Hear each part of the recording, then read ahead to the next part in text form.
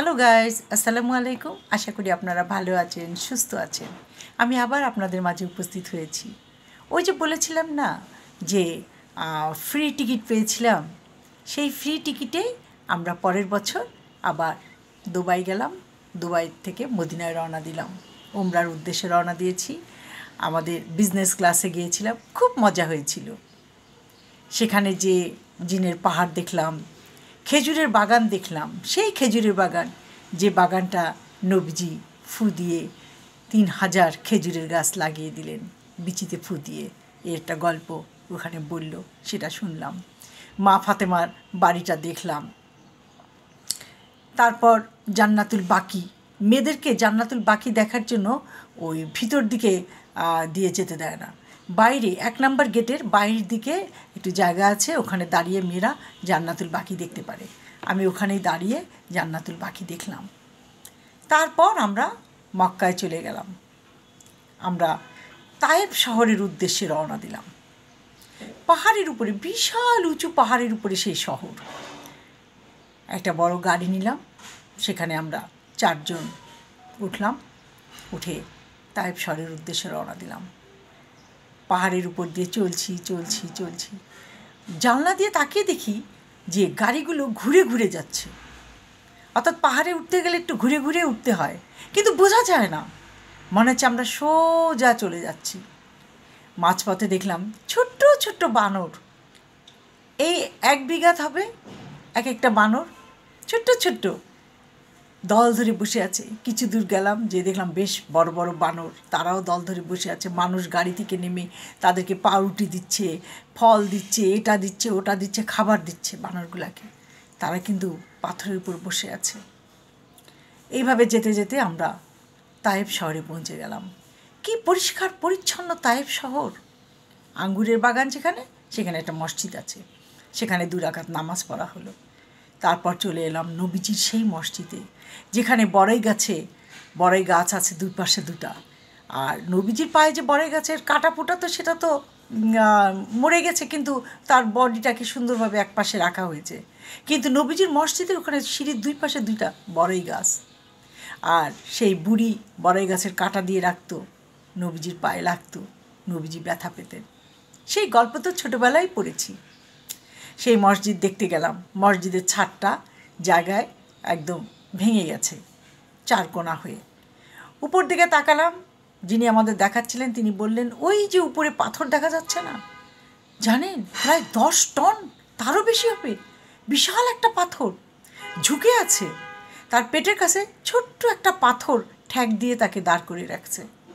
বললেন, নবীজি যখন এখানে জামাত করছিলেন, তখন নাকি ইহুদি নাসাররা ওই উপর থেকে পাথরটা নবীজির মাথায় ফেলে দিচ্ছিলেন। তখন নাকি নবীজিটা জানতে পেরে আল্লাহর কাছে মোনাজাত করেছিলেন। আল্লাহ পাথরটাকে থামিয়ে দিয়েছে, তার পেটের কাছে একটা ছোট্ট পাথর দিয়ে আটকায় দিছে। অবাক হয়ে দাঁড়িয়ে সেই পাথরটাকে দেখলাম, ছবি তুললাম, বললাম, বাপরে, এ কি সর্বনাশ কথা!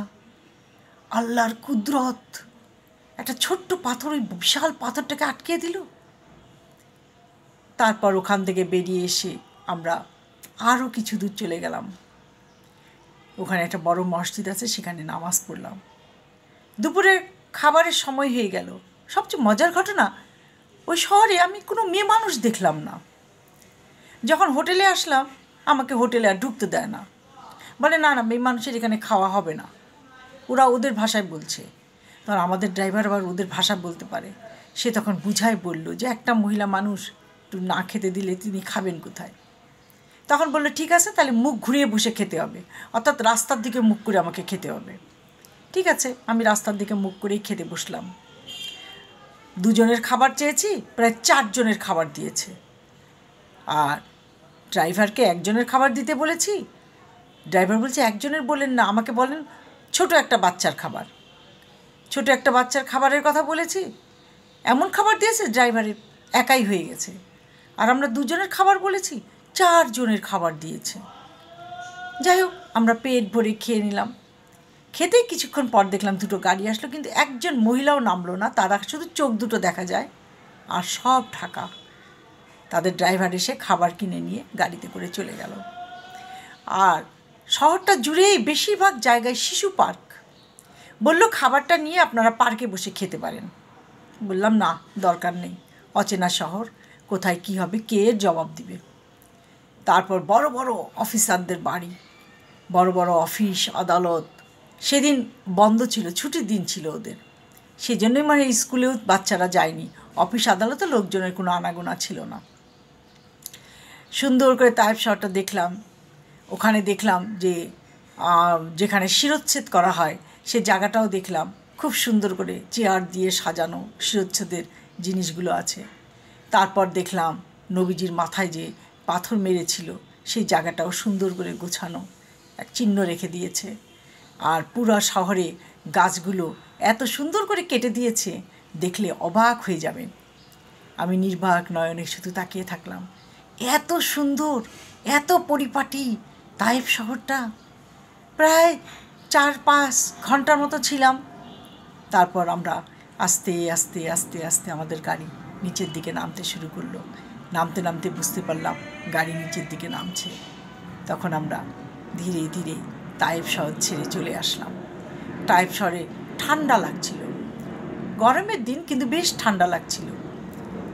তারপরে তায়েব শহরে নেমে আমরা আবার চলে আসলাম আমাদের স্থানে। খুব ভালো লেগেছে, খুব এনজয় করেছি আমি। আশা করি আপনারা সবাই যাবেন, দেখবেন, কত ভালো লাগবে। আজ এই পর্যন্ত। আপনারা ভালো থাকেন, সুস্থ থাকেন। আল্লাহ হাফেজ।